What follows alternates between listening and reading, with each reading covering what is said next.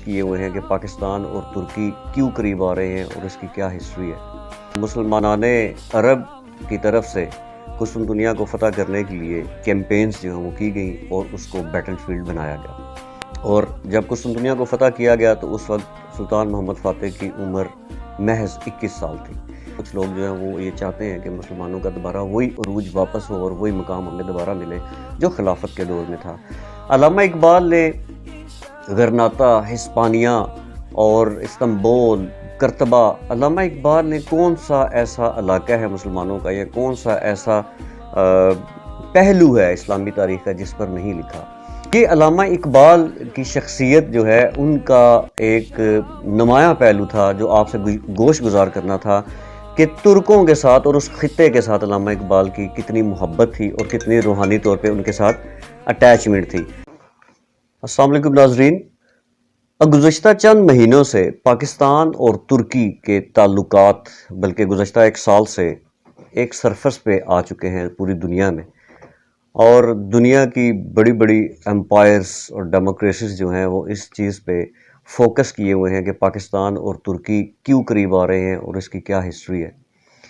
دراصل democratic point of view سے حکمران جو ہیں وہ اپنے بائی لیٹرل ریلیشنز کا تذکرہ کرتے ہیں، دفاعی تجزیہ نگار جو ہیں وہ اپنے پوائنٹ آف ویو سے اس کا تجزیہ کرتے ہیں، اور اکنامک ڈومین میں اگر ہم جائیں تو بزنس کمیونٹی، انویسٹمنٹ اور بائی لیٹرل ٹریڈ جو ہے اس کے حساب سے الگ تجزیات جو ہے وہ کیے جاتے ہیں۔ لیکن اس کا ایک اور پہلو بھی ہے، اور وہ پہلو روحانی پہلو ہے۔ پاکستان اور ترکی کا آپس میں روحانی ایک رشتہ ہے۔ وہ رشتہ کیا ہے؟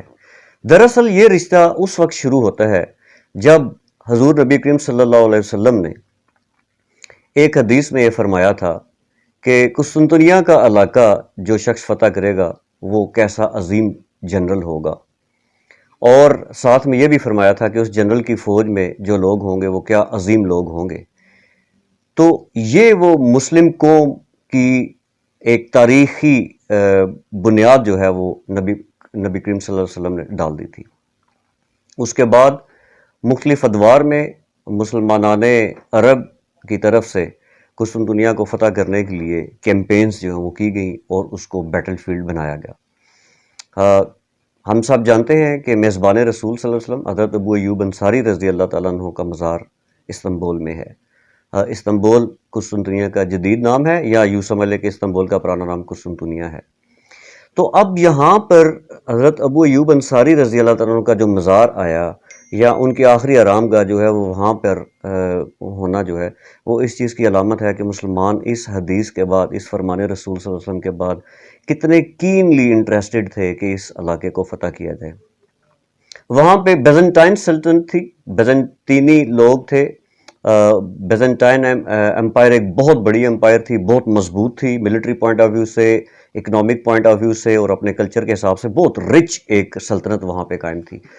تو یہ نظام وہاں سے شروع ہو چکا تھا، اور پھر تاریخ میں سلطان محمد فاتح کا نام کبھی بھی کسی بھی مسلمان کو نہیں بھولنا چاہیے کہ جن کی قیادت میں قسطنطنیہ کو فتح کیا گیا۔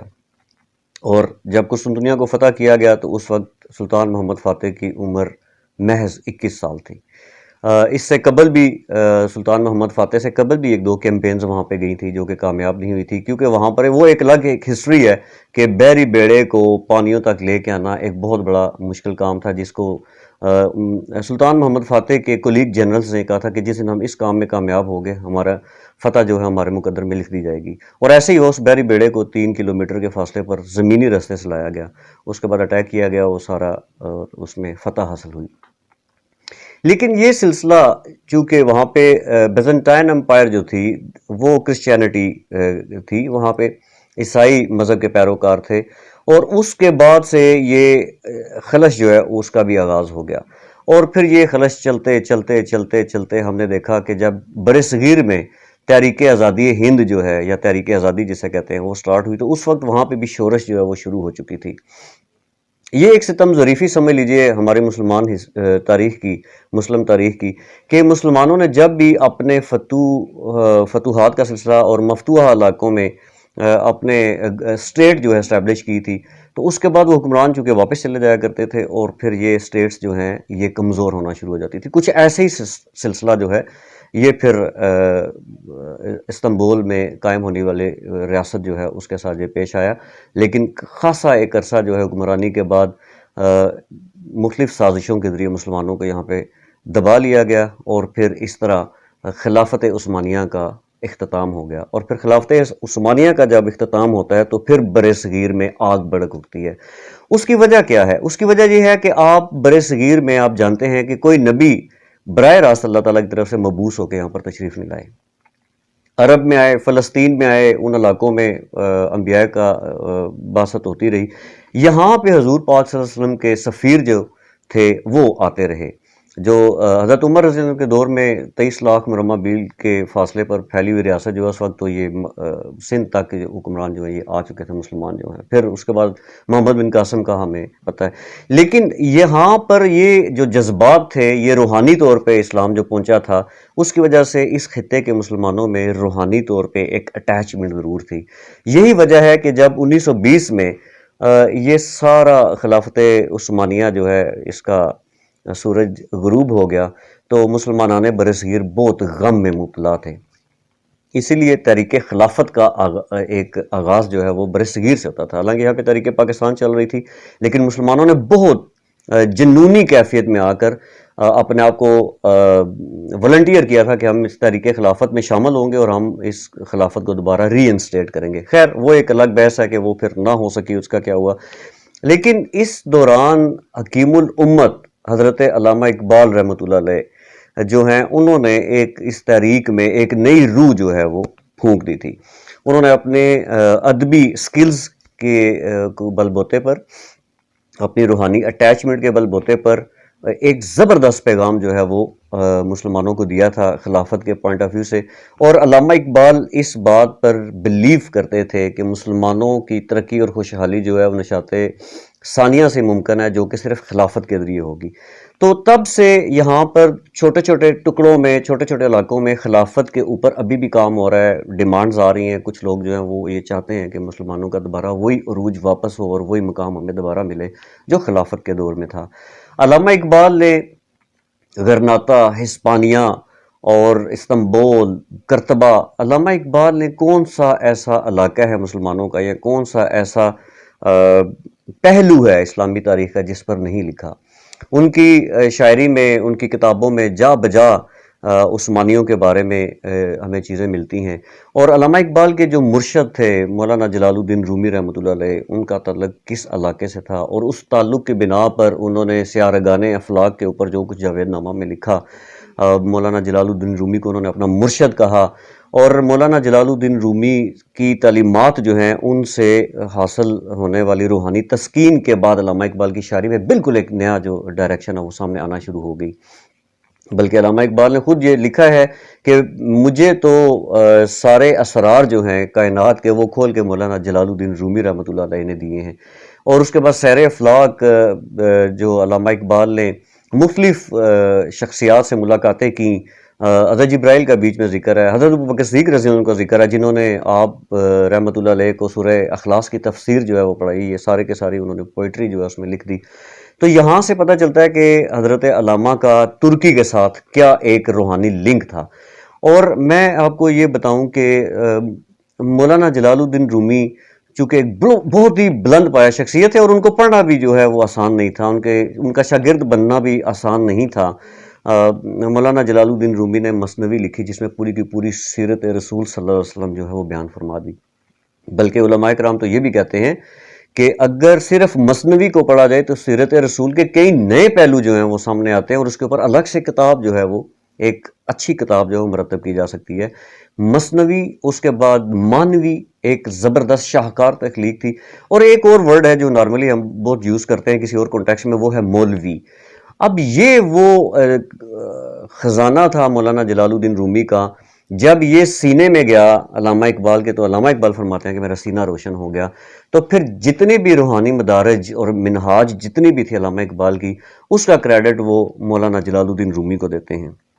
اور وہ یہ کہتے ہیں کہ میرے جتنے بھی آپ یہ کہہ سکتے ہیں، میں اپنے الفاظ میں یہ کہہ رہا ہوں چاہے کسی بھی شخصیت سے روحانی ملاقات ہوئی ہو، جو بھی درجہ علامہ اقبال نے حاصل کیا ہو، وہ سارے کا سارا جو ہے مولانا جلال الدین رومی کی میت میں ہوا ہے، ان کے ساتھ رہ کر ہوا ہے۔ یہ ساری سیر جتنی بھی علامہ اقبال کو روحانی طور پہ ہوئی، یہ مولانا جلال الدین۔ تو آپ یہ دیکھیں کہ یہ کتنی رچ ایک زمین ہے، اس کا مسلمانوں کے ساتھ کتنی زیادہ اٹیچمنٹ ہے۔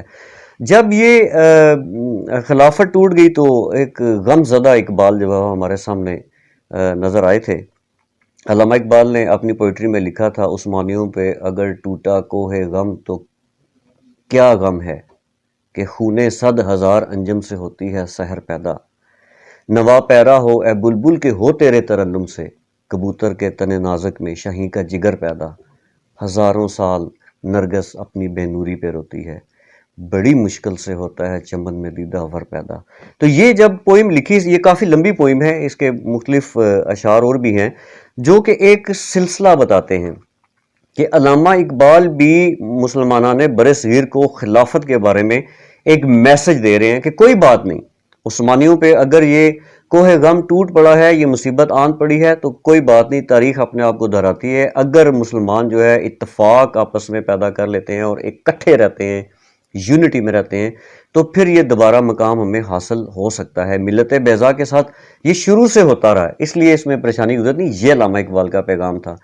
پھر اس کے بعد علامہ اقبال کا ایک اور پہلو جو آج کے نوجوان جو ہیں ان کو شاید اس بارے میں اتنا انٹرسٹ نہیں ہے شاید، یا پھر جدید دور کے جو ہمارے میس میڈیا کے جو ٹولز ہیں وہ اس میں اتنے زیادہ جا چکے ہیں کہ سوشل میڈیا سے ہمارے نوجوان باہر نہیں آتے۔